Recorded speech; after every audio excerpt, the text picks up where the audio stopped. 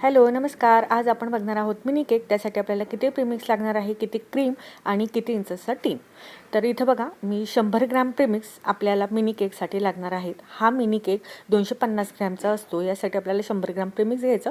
बॅटरची consistency व्यवस्थित करून घ्यायची. 1 मिनिट बॅटर ठेवायचं आणि नंतरच ऑइल ॲड करायचं. हा पार्ट 3 आहे. पार्ट 2 मध्ये आपण चॉकलेट ट्रफल केकची डिझाईन बघितली होती. बॅटरची कन्सिस्टन्सी अशा पद्धतीने करायची.